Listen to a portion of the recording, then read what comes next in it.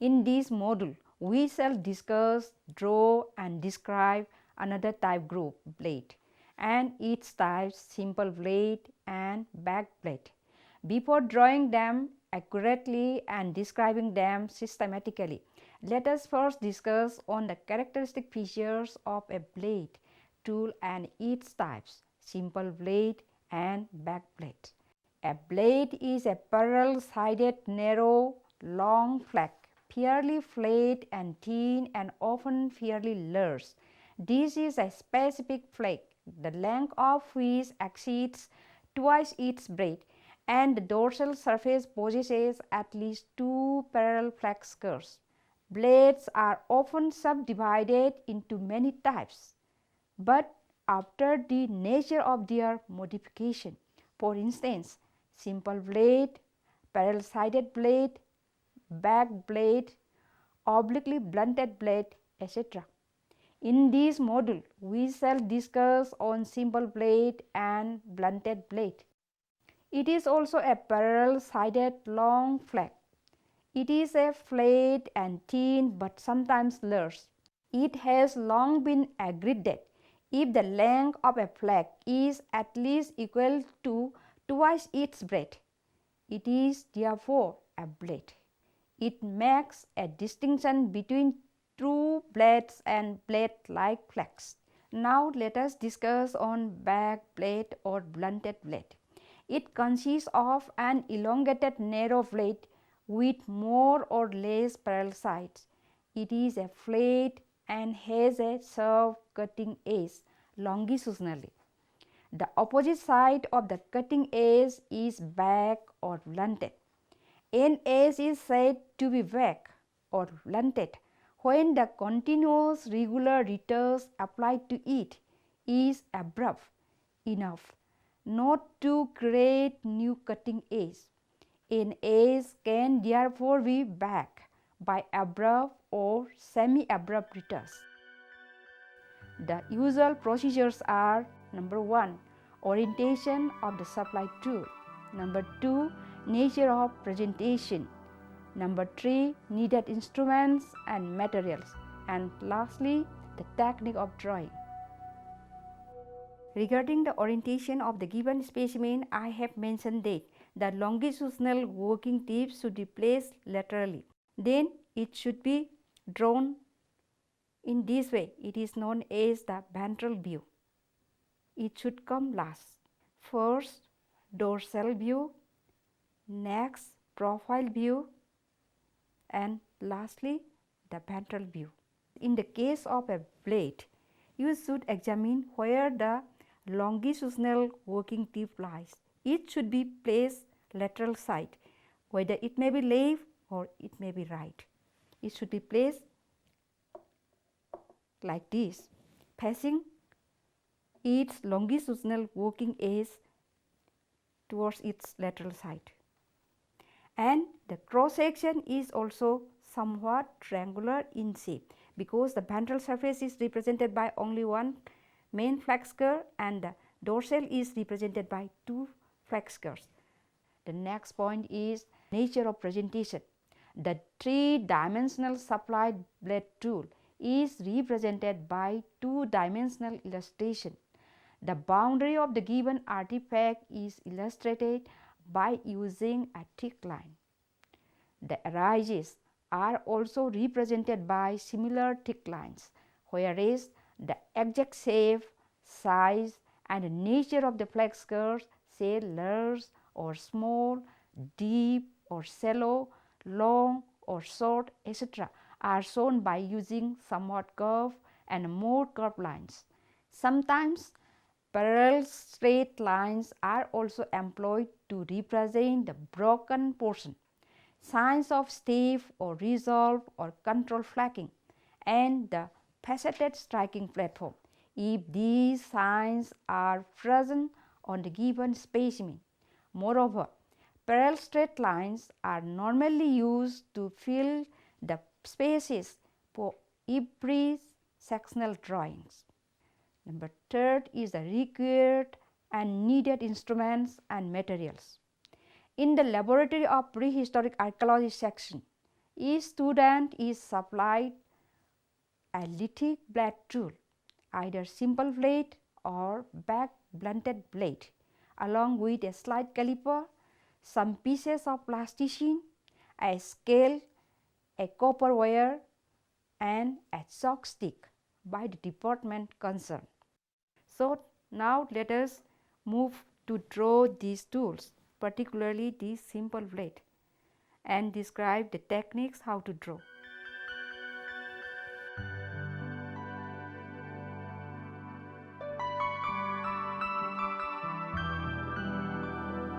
The maximum length along its axis is 8.8. Then we should draw one straight line forming the proximal end of the specimen. Then taking the length of the specimen,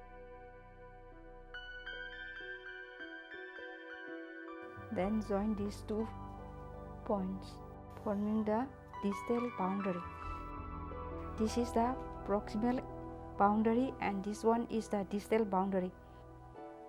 Then we should keep this given specimen by intersecting into two halves by an imaginary line, and one of the halves should give parallel to the plane surface of this table.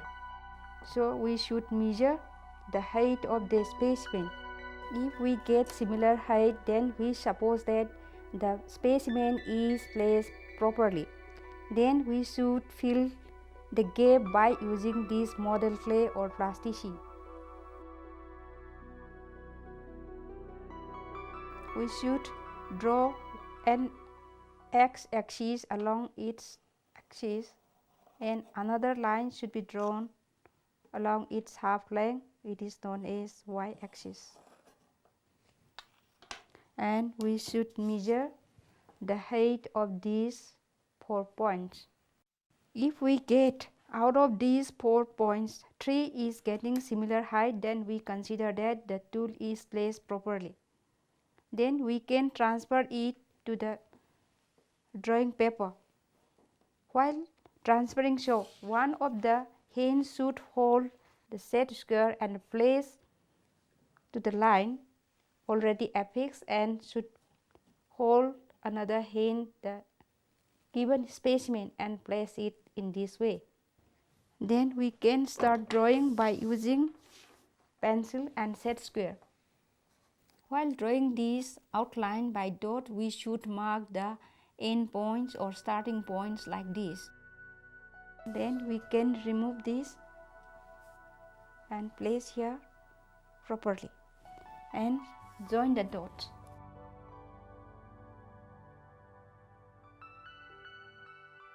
Then we should try to find out the edges by rolling the chalk gently. Then we should try to measure either this starting point or end point. It measures 2.5 centimeter. We should note down here 2.5. Next, it should be measured from here up to here. Then we can find out the points.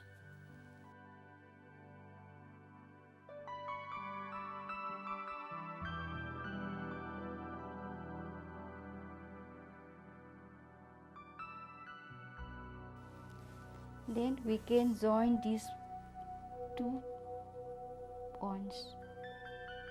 Then again join this, and another we can join in this way, and again we can join this, another one is going like. Then we can set. Here we find a step flagging area. This is the step flagging area. It should be represented by a triangular shaped structure. This should be represented by a triangular shaped structure.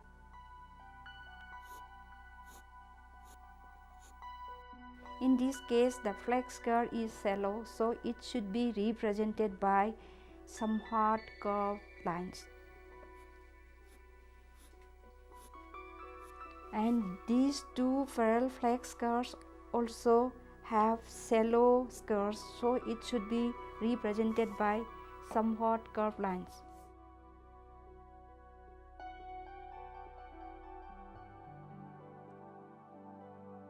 Thus we can represent these two feral shallow flex scars is represented by somewhat curved lines, and this deep flex scare is represented by more curved lines, and this area is the step flagging area. This triangular area is filled up by using straight lines to show the area of the step flagging. The boundary of the specimen should be drawn by a thick line.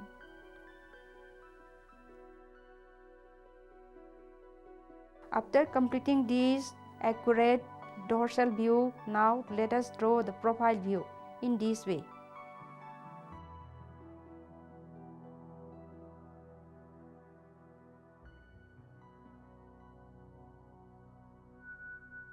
The process of drawing is similar in the case of ventral view also.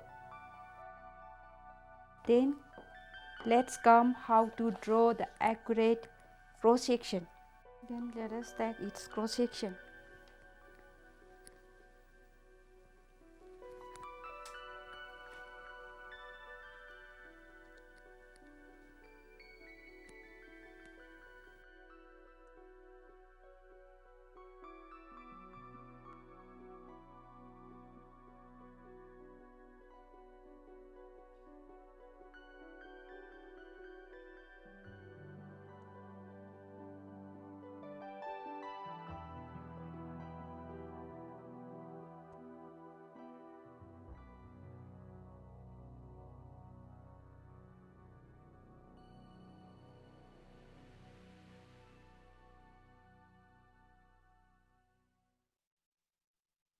First of all, we have to note down this museum number or accession number to understand where from this specimen is collected or explored or excavated or even housed or exhibited.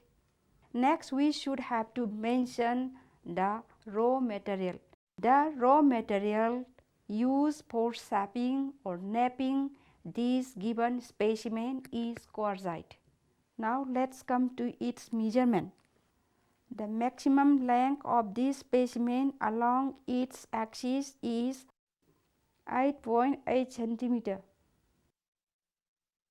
Maximum breadth of this specimen is 4.2, and maximum thickness of this specimen is 1.6 cm. So we have noted the maximum length along its axis is 8.8 cm, maximum breadth along its half length is 4.2 cm, and maximum thickness along its half length is 1.6 cm respectively. About the state of preservation, it is slightly rolled and slightly patinated. The ridges become smoother and color is also changes, so we should describe it slightly patinated and slightly rolled. Now let's come to the general description. The given specimen is somewhat rectangular in shape, having 4 angles. It is a thin, flat tool. Regarding the dorsal surface possesses long parallel flex curve. The number of parallel flex curve is 2, and another short flex curves are also seen towards both ends, proximal and distal. The proximal end also shows sign of step flagging. The length of the specimen exceeds twice its breadth. Now let's turn to the profile view. The profile line is continuous and somewhat curved, continuous throughout the whole length of the specimen but somewhat curved like this. Now turn to the ventral view. The ventral view is represented by one main flex curve. and with a prominent bulb of percussion. A part of the striking platform is also seen here. Some part of the striking platform is also partly seen here. There is a prominent bulb of percussion is present towards the end of the ventral surface. Regarding the general description, the cross section of the specimen is somewhat triangular in shape. The ventral surface is represented by only one main flexure, and the dorsal surface is represented by two parallel flexures. So, it represents somewhat triangular type of cross section. From the shape, size and nature of the flexures present on the specimen, the given specimen might have been produced by using pressure flaking technique. Now let us see what the probable tool type. From the shape, size and nature of the manufacturing technique, the given specimen is identified as simple flat. Now let us come to the probable cultural period and chronology. Culturally, the given specimen is belong to Upper Paleolithic cultural phase and chronologically belongs to Late Pleistocene or Upper Pleistocene. Now let us come to the probable function and economy. The given specimen might have been used for cutting purposes after modification, and economically it belongs to the hunting and gathering stage.